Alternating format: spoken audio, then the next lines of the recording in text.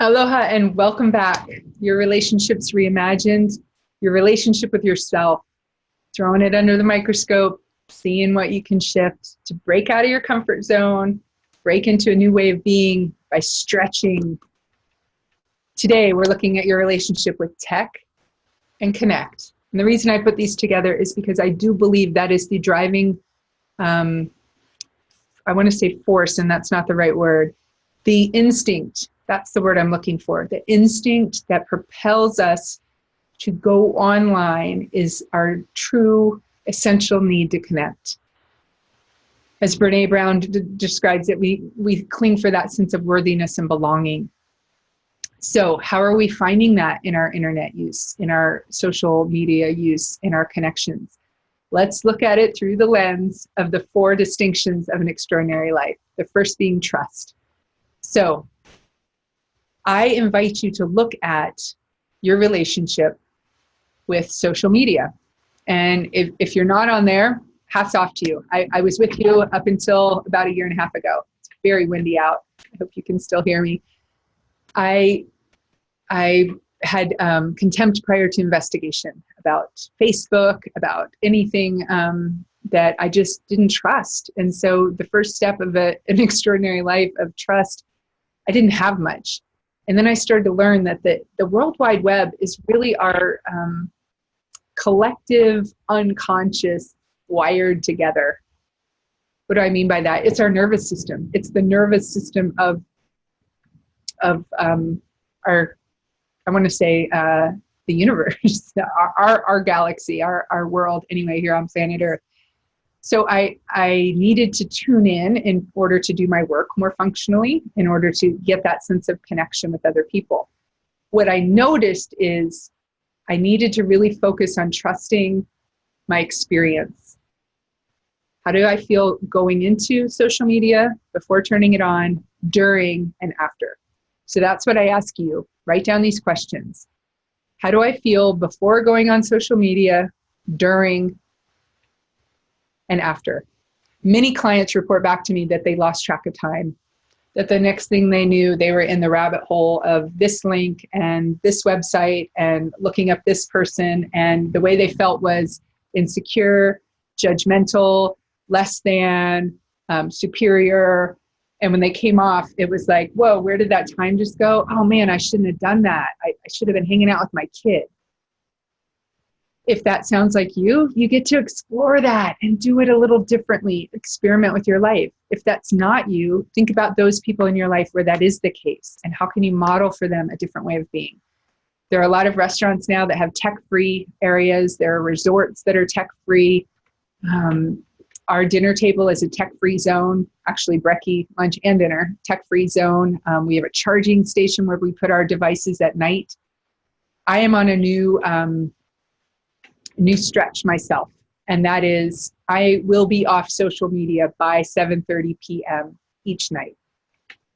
That means for a work post, for a friend post. I'm really into this app now called Voxer, which is like a little walkie-talkie thing. I talk to my clients, I talk to my mentors, I talk to my colleagues. It is.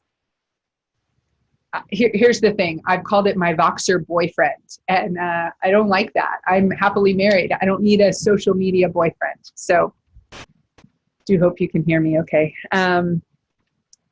The tech is worth exploration. It's rewiring our thinking. Suggested studies say that we should have 2 hours max per day as a healthy dose of screen time. The verdict's out on whether that covers kids who do their homework on computers or those of us who work on computers. So I'm just saying, as a guideline, if I've had a heavy computer day for work, I may not watch the Netflix show that night. And like I said, my new stretch is to get off social media because I have become hooked. The addictive pathways have come into my mind in a pretty quick way because I'm a late adopter to social media. And the dopamine hit, the dings and pings and whatnot, they have robbed me of the beauty of the present moment, which to me means addiction. So I'm calling myself out here. If my experience can benefit you, great. This is really about you and what's going to help you. One of the best ways I know how to help you see what's possible is to share my own experience, both the good and the bad, the right and the wrong, if there is such a thing. Maybe we can let go of the dualities there and just say, this is what is. As I'm sitting here, I'm experiencing a need to reevaluate my relationship with tech. One thing I'm willing to do is turn it off by 7:30 at night. And one thing I appreciate is that I have an accountability buddy around that. And she and I are going to check in with each other on a daily basis. The other piece around that, in terms of developing trust, is that I trust that media-free days, when we actually unplug altogether from screens, provide an incredible amount of quality time for my boys, my husband, my in-laws, and I. And we try to do that on Sundays. Notice I say try. Whenever we say try, it's like an escape hatch in our brain. Oh, I don't really have to commit to that. That has become increasingly more difficult as my work on the online world gets more ramped up, and my son is in high school now, and I just see how much we all are on our screens. It's really noticeable. So how to do that without shame, blame, or criticism towards self or other is an area of trust. Can I trust myself to keep my commitment around that? Second indicator of an extraordinary life is focus. Can I focus here and be that role model for my kids? Which means when my husband is driving us down the hill to go to the beach, I don't need to be on my phone, always checking in. I can work anywhere at any time. It's a slippery slope. So I get to focus back on being the role model and knowing that my brain actually does better when I'm not on my devices as much. 2 hours or less a day. I have my blue blocker glasses. Some of you have seen me wear those with the orange lenses. They're over there. Those help with the screen time as well. So we want to look at repair with regards to tech. I'm sorry. Please forgive me. Thank you. I love you. I get to hit the reset button. Okay, we didn't do media free last week. What would it take for us to do it this week? And if we can't do it on Sunday, what day can we do it on? When the boys are out of school, how do we relate differently to holidays? How do we relate differently to time off? How do we do writing prompts together? How do we read books aloud together? How do we cook together? The old-fashioned connecting things, right? There's nothing quite like face-to-face connection, heart-to-heart connection, being in that magnetic resonance of our heart field with each other that we cannot get through tech. So I have been to a lot of social media trainings in terms of being a parent that cares about my growing boys' minds and their development. And they say to keep things light, bright, and polite. Light, bright, and polite. Kamakani, the wind, isn't quite certain what to make of that. I think it's affecting us in our global culture.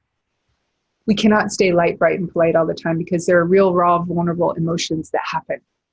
So how do we express ourselves in that way without leaving a footprint of our breakdown on the internet?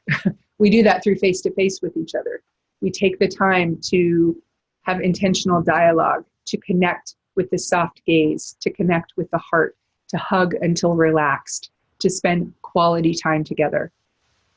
Now seems like a good time to bring up the 5 love languages. If you're not familiar with this, do a quick Google search. You can find them like that, Gary Chapman. If you are familiar, let this be a gentle reminder to you that we all have different ways of expressing love and connection. Physical touch, material objects, quality time, words of affirmation, acts of service. What sparks joy for you in terms of connection? And instead of expecting your family members and your beloveds and your friends to know what that is and to be able to read your mind, share it with them. Ask them what would help them feel that deep connection and engage with each other. We are living in a day and age of robots taking over a lot of jobs, things getting outsourced to electronics. The quality of human connection will never be replaced with robots. There is a resonance that happens in the relational field, and we are all human relational beings. We need this now more than ever. As a relational health coach, that's why I believe my job is more important than ever before, because we're learning all sorts of incredible technology and tech savvy and how to do things more efficiently. But some of us have forgotten how to talk to each other. We've forgotten how to write letters. My kids don't know how to read cursive. When I leave them a note in cursive, they don't know that. Wow, what would it be like if when they got home from school at 3 o'clock and they didn't have soccer practice, if I spent a half hour helping them write cursive and read cursive? Perhaps it's a dying art, but at least it's a quality connection, yeah? So we've talked about the trust, the focus, the repair, and then having faith. Faith that technology is not out to get us. I'm talking to myself here because I was so worried about it, and now I'm noticing the concerns. But I also want to pay attention to the benefits, and you're aware of them. I'm sure you're here tuning in through your email, through Facebook, through Instagram. Somehow you found me, and for that I'm grateful. So let's stay in touch. Let's do the World Wide Web of what went well together today. So respond to this video. Send me an email, help@amyelizabethgordon.com. Let me know your relationship with tech and connect today. Are you willing to not put a device in front of your kid? That's a huge question. I think when we can turn toward their bids for connection, tend to their needs without feeding them the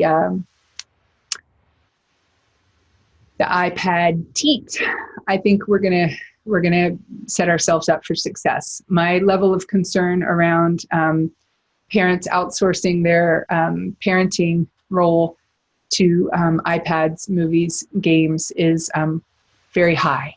And we haven't even gotten started on the video games out there and what sort of neural pathways they're creating in terms of objectifying people and hurting each other. But this is more of my views. I'd love to hear your views. Please reach out. You matter, your relationships matter. Aloha and be well.